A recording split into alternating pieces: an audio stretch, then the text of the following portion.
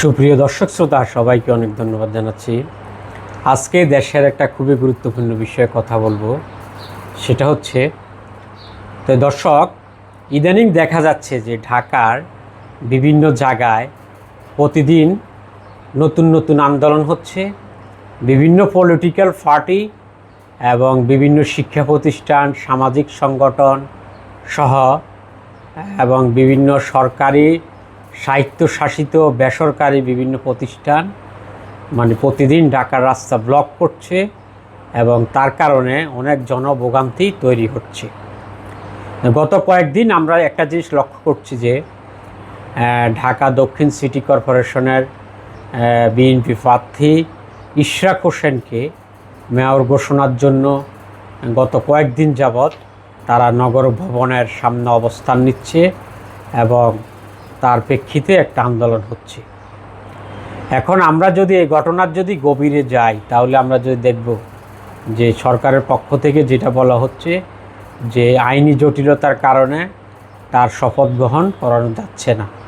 কিন্তু যারা বিএনপির প্রোটেস্টার আছে তারা মনে করে যে আমরা আদালতের রায় পাইছি, আমাদেরকে নির্বাচন কমিশন গ্যাজেট দেওয়ার পরও কিন্তু অন্যায়ভাবে আমাদের শপথ দিচ্ছে না।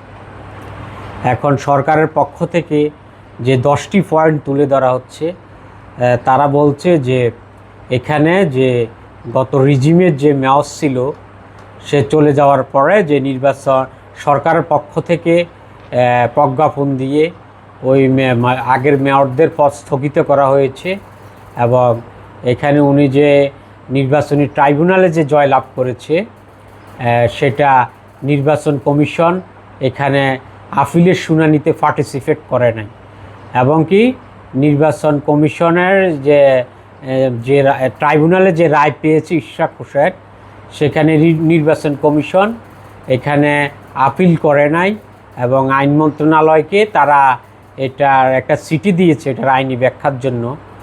যদিও তারা স্বাধীন প্রতিষ্ঠান, তারা এটা না করলেও পারত, কিন্তু তারা চিঠি দিয়েই তারা পরবর্তীতে সন্ধ্যায় তারা আবার গ্যাজেট প্রকাশ করে দিয়েছে এবং তার প্রেক্ষিতে ঢাকা দক্ষিণ সিটি কর্পোরেশনের এক লোক একটা রিট পিটিশন দাখিল করেছে। তার ফলে এখন সরকারের পক্ষ থেকে বলছে যে আইনি জটিলতার কারণে আমরা তার শপথ দিচ্ছি না।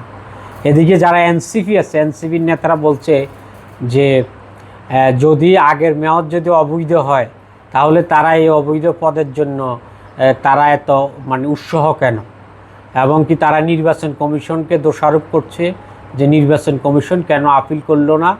আর দ্বিতীয়ত হচ্ছে যে 21 কেস যখন বরিশালে ছিল, চরমনায়ের যে নায়েবে আমির তাকে তো তখন মেয়র তার বিরুদ্ধে আপিল করেছে, কিন্তু এখানে আপিল করেনি। আর at the same time other hand we see বিএনপির যারা নেতা আছে তারা বলছে যে চিটাগাংয়ের ডক্টর শাহাদাত যদি মেয়র হতে পারে তাহলে ইশরাক কেন না। তো দর্শক, এখানে 2-3 পক্ষের বিভিন্ন লজিক আমরা দেখতেছি। ওই লজিকের জাতাগলে ফিস্ট হয়ে ভোগান্তির কারণ হচ্ছে কিন্তু সাধারণ মানুষ।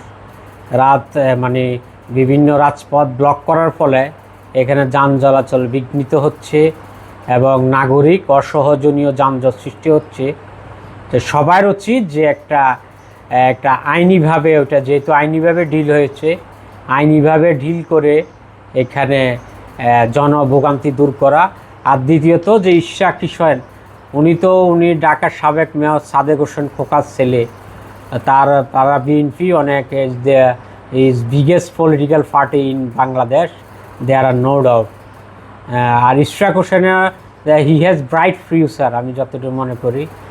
তার উচিত যে এবং অনির্বাচিত একটা মেয়রের জন্য এইভাবে আন্দোলন না করে নির্বাচন যেন হয় সেই জন্য নির্বাচনের জন্য প্রস্তুতি গ্রহণ করে এবং নির্বাচনের মাধ্যমে যদি মেয়র হতে পারে তাহলে তারও ডিগনিটি বাড়বে। এখন ঘটনা যাই হয়েছে তাকে এই ঘটনাকে একটা আইনিভাবে একটা সুরাহা করা উচিত। সব দিন শেষে আইনের প্রতি কিন্তু সবাইকে শ্রদ্ধাশীল হতে হবে।